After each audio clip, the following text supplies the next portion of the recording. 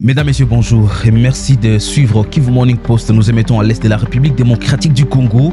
Ce qui nous intéresse dans cette émission de décryptage, c'est la situation à l'est de la République démocratique du Congo.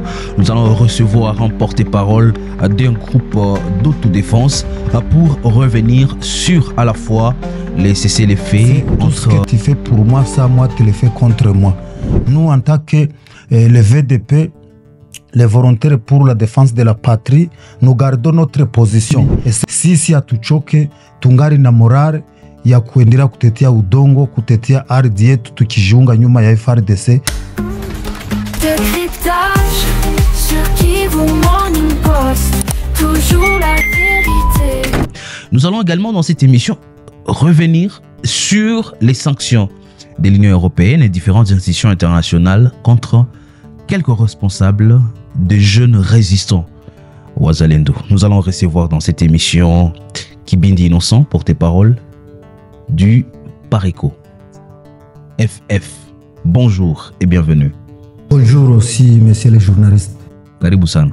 Mina shukuru sana. Est-ce que la guerre aujourd'hui, elle est devenue facile? Quelle nouvelle communication vous avez par rapport à ce qui se passe? Utombi hali gani nyiko leo? Tulikuwa na wewe mkipindi nyingine na leo tunakupokea. Hali kwanza leo iko aje?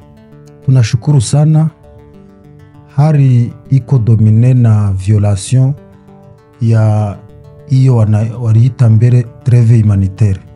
Parce que wakati États-Unis d'Amérique imedécrété trêve humanitaire, ilikuwa kusudi FARDC na jeshi la Rwanda wasimamishe mapigano kusudi mashirika ya kiutu yaweze kuwafikia wakimbizi. Lakini wale wa jeshi wa Rwanda ambao wanajitwika mwamvuri ya M23 hawakujali na hiyo trêve humanitaire, waliendelea kuyateka malokalite mbalimbali na vijiji mbalimbali, hata kufunga mabarabara kiasi ya kwamba ONG hazikuweza kuwafikia wakimbizi ndani ya makambi mbalimbali. Pale tutaweza kupana mfano ya wakimbizi wenye kupatikana Bweremana, wenye kupatikana Minova. Wahuni wa jeshi la Rwanda na M23 hawakuweza kufungura hiyo barabara ya kutoka Goma, Sake, Minova kusudi ipermetre ONG ambazo zinahusika na kupana misaada kusudi ziweze kuwafikia wakimbizi. Donc hiyo njo situation yenye inadomine. Ya pili, mui cessez-le-feu ambayo government ya Rwanda na government ya DRC wamesaini tarehe 13 za mwezi wa 7 mwaka huyu huko Angola, huko Rwanda Angola. M23 ayo imesema haiwahusu. Donc inakuwa sawa mchezo wa paka na panya. Rwanda inaitika, lakini kwenye uwanja wa mapambano inawaambia wajeshi wao muendeleshe. Donc inakuwa distraction kwa FARDC. Nafikiri FARDC ni watu wakubwa, ni serikali mzima wako wanafuatilia hiyo situation kusudi wapate solution. Kwa kifupi ni hiyo ambayo ina caractériser situation générale du terrain. Alors tutaendelea kuanalyser également situation yenye iko naendelea hapa ndani ya jimbo ya Kivu ya Kaskazini. Vita yenye iko nakuwa mene leo vita iko namna gani? Asante sana. Tunashukuru sisi kungambo ya wazalendo tunaendelesha vita, kwani mpango yetu sawa vile kwa emission ya kwanza nilikuambia na nimeambia communauté nationale na internationale, wakati jeshi la Rwanda na Uganda litaendelea kutuvamia ama kuvamia udongo wa nchi yetu, sisi iwe mchana iwe usiku hatutachoka kuendelea kupigana nao hadi tuhakikishe kama wanatoka kwenye ardhi yetu ya Kongo na tuishi kwa salama, na wakimbizi wote ambao jeshi la Rwanda limewakimbizia ndani ya kambi hata kuwarushia makombora, wakati watakuwa wangali ndani ya makambi, sisi hatuchoke, tungari na morale ya kuendelea kutetea udongo, kutetea ardhi yetu tukijiunga nyuma ya FARDC kusudi tuhakikishe kama maeneo zote ambayo adui Rwanda ya Paul Kagame wameteka tuhakikishe kama zimekwisha kuwarudia wakongomani sawa kawaida, na ni hivyo tutaweza kusimamisha vita. Maongezi ilianza huko Rwanda, Angola, na walipenda vita ishimame kati ya nyinyi mko napigana na jeshi ya Rwanda. ni maoni gani unakuwa nayo kisha decision ile ya kusema mwache kwanza vita? Ya kwanza mina shukuru guvernema yetu ya Kongo, kwani tangu zamani ilisema hiyo kitu wanaita M23 haiko, lakini government yetu inapigana na jeshi la Rwanda, na kama ni maongezi itaongea na government ya Rwanda, kwani ni Rwanda ambayo imevamia nchi yetu, na hiyo imezirika wazi huko Angola, mbele ya fasilitatere rais wa nchi ya Angola. Wakati Rwanda imeitika kusaini mkataba wa CCRF, pale Rwanda imehakikisha ya kwamba ni hayo ambayo inatuvamia, ni hayo ambayo inavamia udongo wa Kongo, na tunashukuru government yetu ya kwamba imekuwa responsable, ikasimama kwenye neno, kwenye shurti ambayo imeweka tangu awali ya kusema kama sisi hata kamwe hatutazungumuza na hivi vibaraka vya Rwanda, yaani M23. Au contraire, tutaongea ana kwa ana na nchi ya Rwanda, kwani maraporo zote za communauté internationale za wa expert wa Nations Unies wote wamebaini ya kwamba ni jeshi la Rwanda ambayo inapiga nchi ya Kongo ndani ya mpango yao ya kudhibiti udongo na madini ya DRC, kusudi waendeleshe ile programu yao ya kuinstale Empire Hima Tutsi ndani ya Afrika Centrale. Ntuka msimamo yetu ni ile, lakini sisi hatukushiriki kwa hiyo mazungumzo. Utaitika kuacha kutia silaha chini? Sisi hatutatia silaha chini, kwani hiyo ilikuwa mazungumzo ya nchi ya Rwanda na government yetu ya Kongo. Wakati tutaona kweli jeshi ya Rwanda sawa vile imeitika kama itatia silaha chini, na sie tutatia silaha chini, kwani wakimbizi wetu wote watarudi makwao.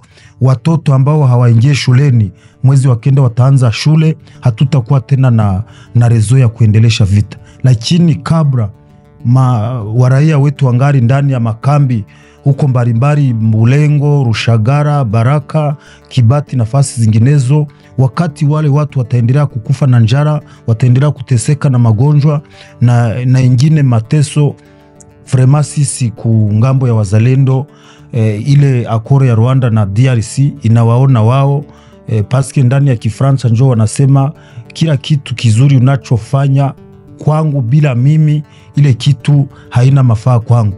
Donc inawaangaje wasinyateri ya muhimu waheshimu yenye wamesaini kwa mkono yao mbele ya fasilitatere rais wa Angola. Lakini sisi wa VDP wote kwa ujumla, nasema wa VDP wa mtaa wa Masisi, wa VDP wa mtaa wa Kalehe, wa VDP wa mtaa wa Ruchuru na Grand Nord na Nyiragongo, sisi wote wakati tutakuwa tungali tunaona sura ya jeshi la Rwanda kwenye udongo wetu, hatutachoka kamwe, tutaendelea kupigana hadi mwisho.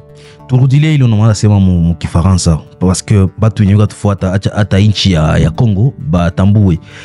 Après le cessez-le-feu tel que voulu, après les discussions de Luanda là, en Angola, quelle est la réaction que vous faites par rapport à cette mesure que le président qui est en train de faciliter cet échange a voulu laisser le fait? Vous êtes d'accord ou non? D'accord, oui ou non, ça dépend du contexte.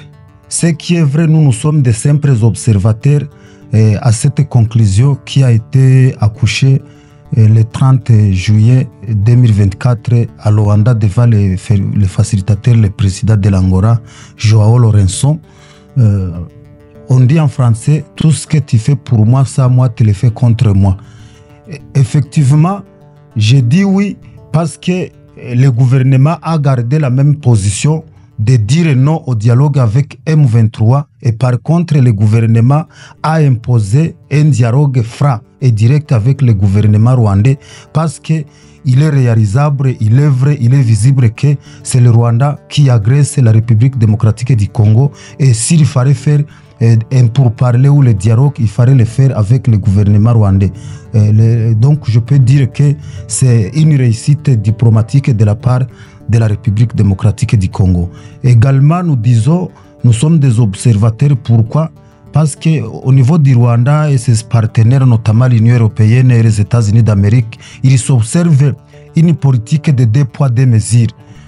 Vous voyez, on signe un cessez-le-feu au niveau de Luanda, mais entre-temps, on donne la consigne à leurs troupes qui se trouvent sur l'étendue du territoire de la République démocratique du Congo, notamment à l'est du pays. Ils donnent la consigne de continuer la guerre pendant que les 2 semaines qui venaient de se passer, on observait la trêve humanitaire qui avait été décrétée par les États-Unis d'Amérique.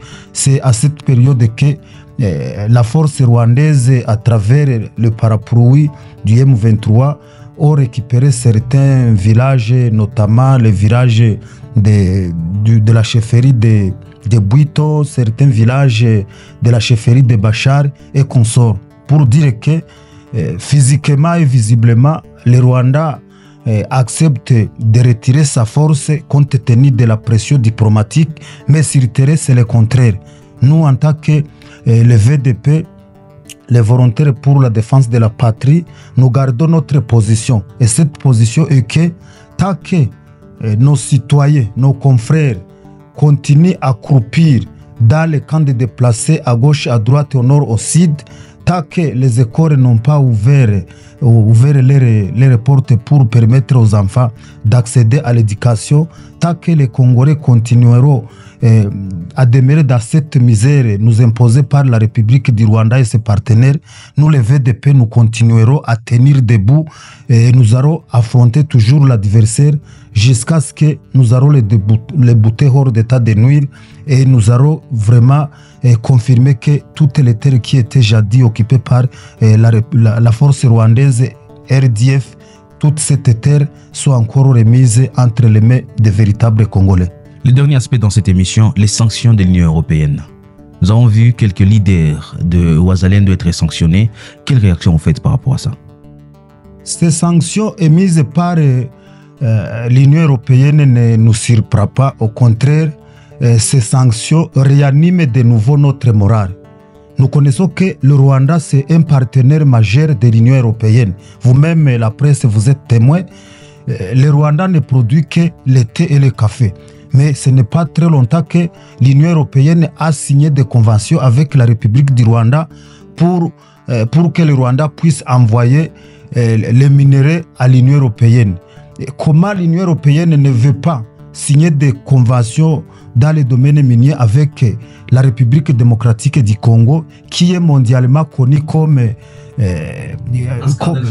un scandale géologique, mais on va signer des conventions avec la République du Rwanda. Donc, il y a une politique là de pouvoir et vouloir balkaniser notre pays en fait que l'Union européenne trouve des facilités à extraire variablement nos minéraux. Et donc, ces sanctions nous fortifient davantage et nous donnent encore plus la morale de faire face à l'adversaire qui est le RDF et le M23 accompagné par la force ougandaise.